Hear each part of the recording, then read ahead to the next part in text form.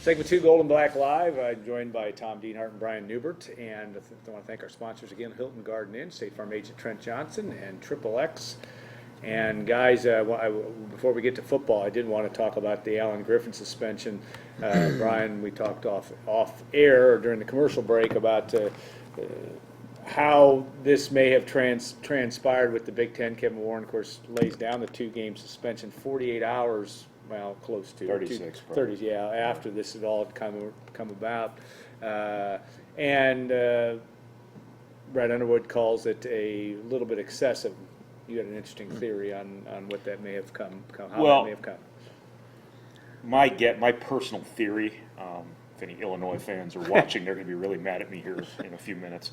My personal theory is that the Big Ten wanted something done, and may or may not have communicated that to Illinois right the day after. That's how typically the Big Ten is rolled from an optics perspective, to let the school announce it so it doesn't look like the Big Ten's jumping in and, usurping its member institution's authority on these matters.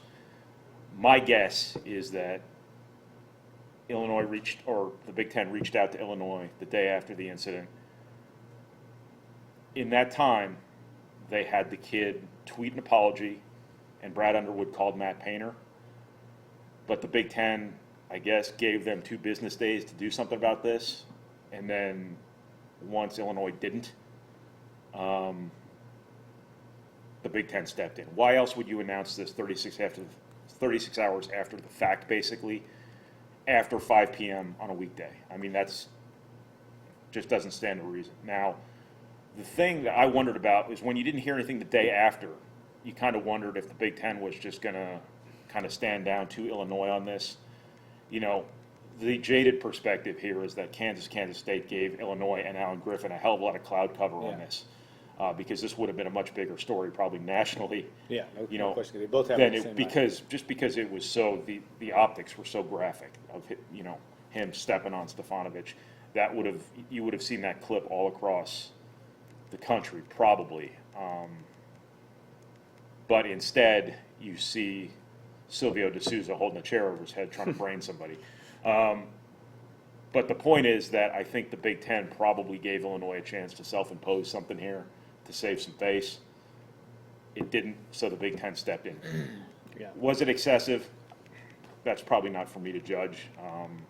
I think something should have been done. Yeah. But you can also look at it like, well, he just basically sat out a whole game anyway. My understanding is that this is not necessarily out of character for him. He's been one of those kind of chippy guys all season long, has had some incidents that may or may not have been punished in game. I don't know. But obviously he's not been ejected that I'm aware of from any games. He's not been suspended for any reason. If you want to look at it as a first offense, 2 games plus the public reprimand does seem like an awful lot.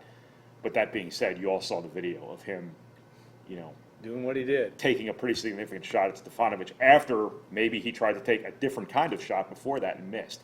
The other part of this, too, is Brad Underwood in his halftime interview on TV said that the kid told him that he lost his balance, which is just hilariously a lie. And, Brad Underwood didn't, hold that against him when, making his public comment that this was excessive. This is what you get when you recruit the sort of edge that showed up when Illinois, dominated that second half against Purdue. You recruit a certain type of toughness, you get everything that comes along with it, too. I don't know, Brian, we're talking a lot about Illinois here. There's still a lot to like there. And put you on the spot. We're coming into the last week of January. Is that your pick to win the Big Ten? Is that the team you would select right now? The fact that Michigan State has struggled on the road, some like everybody else in the league, obviously they got dominated in Mackey Arena, really struggled in the first half in Assembly Hall last night, like a lot of people do. I really like Illinois right now. I think they have a toughness to them. 2 road wins too. They have a toughness to them. They have an NBA guard. They have the most dominant physical presence in the conference. They don't seem to be fazed by anything. They've won at Wisconsin. They've won at Purdue. No small feat in either case. They should have beaten Maryland. They should have won at Maryland. Yeah, that's right. Had that game won, yeah. They can make a play at the end. I know that Michigan State beat Illinois by 20 in Lansing. I don't know if Illinois goes to Michigan State. But I like Illinois a little bit better than I like Michigan State right now. I think those are clearly the two in the league right now. I think Rutgers is really good, Yeah. but I think they have a ceiling, and I think they're pretty close to it. All right, Tom, we're going to look at some other, obviously football, a busy week for Jeff Brom. A couple of assistant coaches hired, Terrence Jamison, the most recent one. Your take on that? I mean, we had certainly two positions to fill. They filled it relatively quickly, Yeah. which is not surprising. But talk about that in terms of what you see from that standpoint. Yeah, two good, from what I can tell, up-and-coming head coaches or assistant coaches who are going to energize this staff, I think. Particularly, and I think Brian alluded to this in boiling over from a recruiting standpoint. We all know how important recruiting is, and there's no doubt. I think Biaggi, the new special teams coach, and Jamison, the new D-line coach, are going to bring, again, an air of youth and more energy from a recruiting standpoint, especially a guy like Jamison, I think. And Brian talked about this, too. He's a Chicago guy, and that's a market or an area Purdue would like to mine more frequently. He grew up there, went to high school there, has a lot of connections there, and maybe he can get more of a foothold in the Windy City for Purdue than they've had in recent years. Yeah, Brian, you talked about recruiting too, the youth movement, and we're not talking about age discrimination, so to speak. It's just these two guys happen to be pretty young guys too, and that's it seems to be that's the trend everywhere in coaching from the NFL on down. Yeah, I mean, You're laughing at my age discrimination. well, use that everywhere. I You was don't going to wanna make a joke about how young and dynamic I am Yeah. compared to you two. Yeah, that's true. No, look, But you didn't make that joke. That's all the right. most important thing you can do in recruiting is connect with people and relate to people. And who are the people you have to relate to? Yeah. The kids, your parents, you know, Snapchatters. Yeah. the third parties who tend to be young, charismatic individuals. It's a relationship business, and charisma goes a long way toward relationships.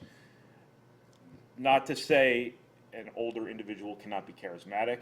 You two are Oh, yeah, a shining absolutely. example of that. I'm in my 7th decade, so yeah, we're But good.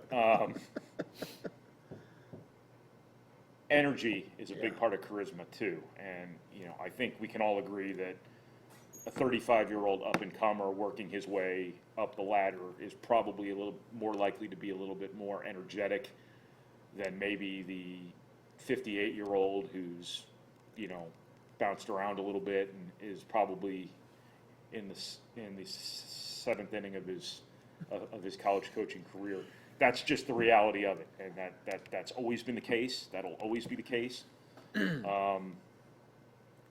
I just think these new hires for Purdue can bring a new energy to that staff in recruiting, and this is a very recruiting-minded operation Yeah. too. I mean, this is a staff that has transformed Purdue from a recruiting perspective. Purdue has transformed itself too with a lot of what it's done with football, but I think the energy has been tangible up to this point. You worried this season maybe taps a little bit out of that energy. You worried this season maybe stalled some momentum. This seems like a good way of Purdue to kind of rekindle maybe a little bit of that. You know, we talk about Bob Diaco too Yeah. a little bit. You know, he's maybe not that 32-year-old up-and-comer that the other guys are, but he is known as a very energetic, sort of charismatic, sort of colorful guy, and that can't hurt either. Not to say Nick Holt wasn't colorful, but I mean, you do have a very different sort of personality, a very different sort of vibe probably in terms of the three new guys coming in relative to what you've replaced. It's a very young staff when you think Yeah. about it. Dale Williams is older, right? And, of course, Greg Brown, the cornerbacks coach. Otherwise, Yeah. this is a young staff, and I don't want to downplay what Jamison and Biaggi are going to bring from an X's and O's standpoint, in addition to being good recruiters. Yeah. You know, they look like they know what they're doing on the field, which obviously matters a heck of a lot. I talked to the head coach at North Texas to get some background on Marty, and you know, he had a lot of praise for him, obviously, but you watch some of the YouTube videos, you look at some of the numbers at North Texas, he's done a great job, and of course Jamison too, talking to Brett Bielema, who recruited him to Wisconsin, and and reading some of his background information, he's a real up-and-comer as well. So they got a good combination, I think, to the youth, the energy, the recruiting, to some guys who know what they're doing from a playbook standpoint, too. Week 3, also Air Force and comes to West Lafayette. I know that that's a side part of this, but obviously Jameson comes from the Air Force staff, so that will He be probably knows their blocking schemes yeah, I'm pretty going to well. guess he does, and that will be a challenge defending that Troy Calhoun's wishbone, certainly, or what they try to bring. Tom, I wanted to ask you about, you've done 4 stories on some walk-ons coming in as well, and obviously a local kid on the site right now from CC, and a guy that, Gus German, that is as big as the whole outdoors. It's funny, you know, and then I was looking on the message boards. His grandfather's Bill German, Oh, yeah, who I played- remember from the Parks Department as a Yeah, and kid. played at Purdue. Played He was basketball about a at Purdue. 7-footer, if I Yeah, remember. He was that's huge. correct, So, yeah. yeah, this kid's full of intrigue. Who knows if he's going to work out? But boy, I tell you what, terrific young man and great family, terrific program. He obviously only played football for 1 year of his life. So you want to talk about a piece of very large unmolded clay. That's Gus German, 6'8", 300 pounds. You know, obviously he's got to develop a lot from every standpoint, physically, mentally.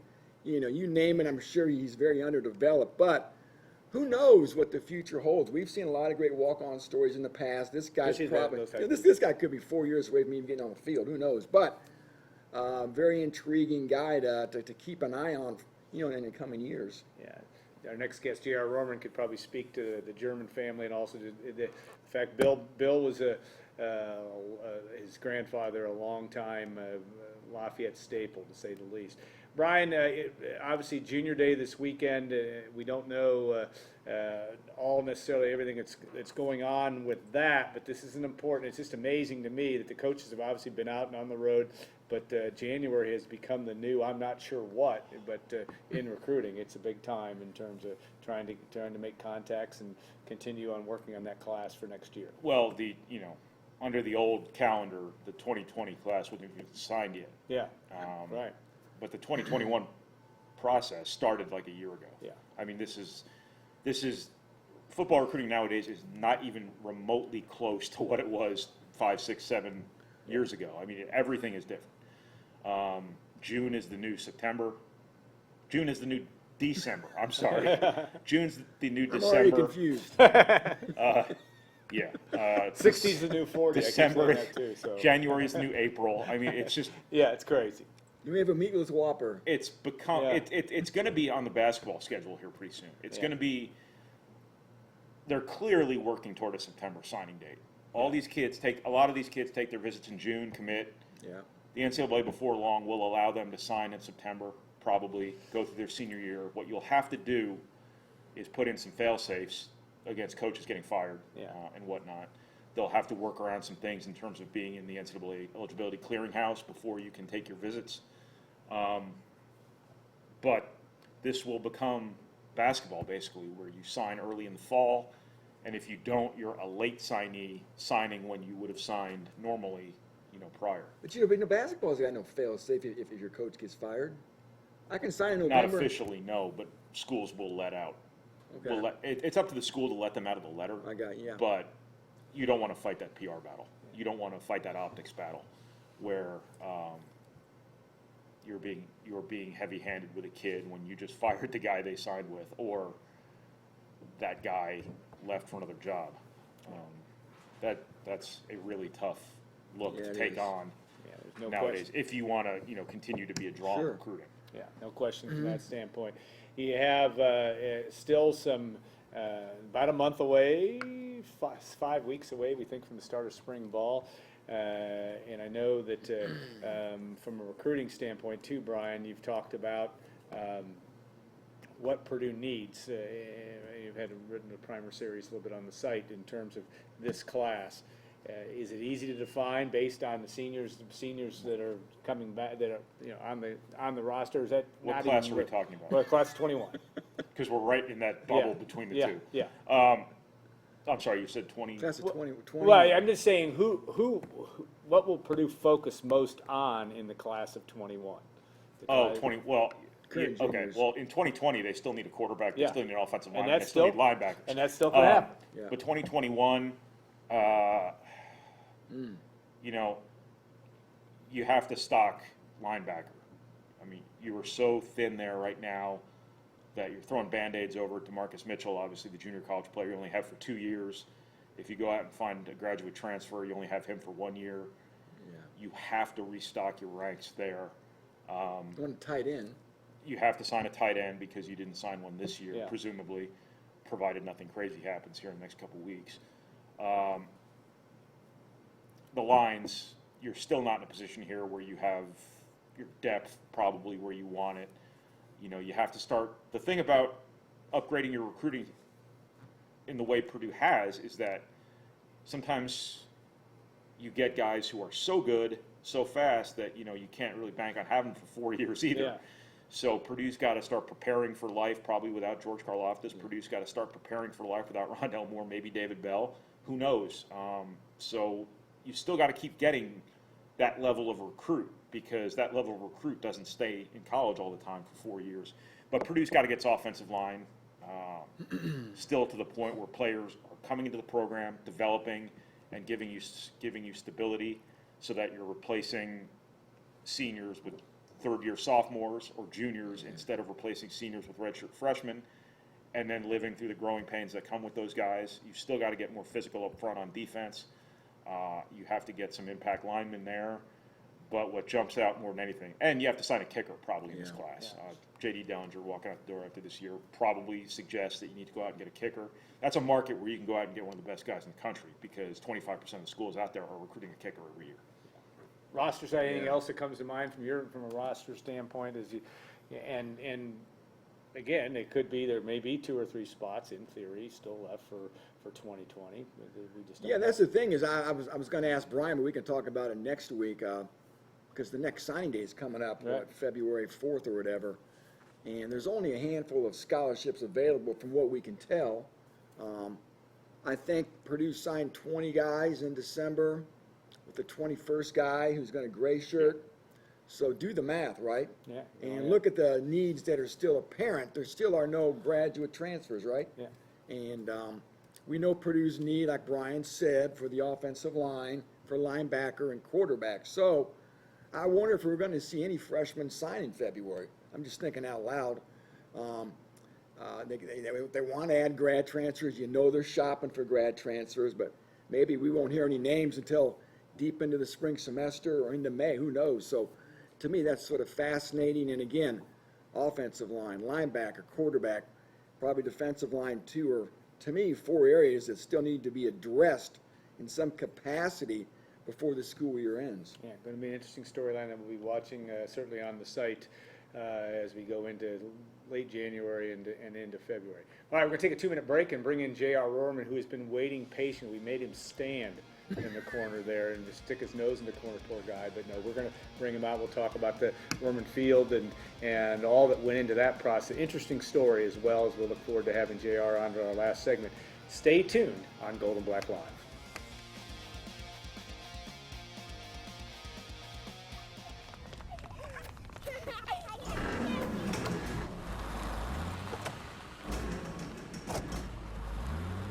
Let State Farm agent Trent Johnson handle all the moving parts to your insurance. Whether it's for auto, home, life, or financial services, Trent Johnson is there with more ways to help and more ways to save. Call or visit Trent today. Like a good neighbor, State Farm is there. Going to the Purdue game? Stay at the Hilton Garden Inn, West Lafayette at the Wabash Landing. With over 100 inviting family-friendly guest rooms located just blocks from campus, the Hilton Garden Inn is the choice for Purdue fans. New this year, we are now serving dinner. Savor a delicious chef-prepared entree or simply enjoy an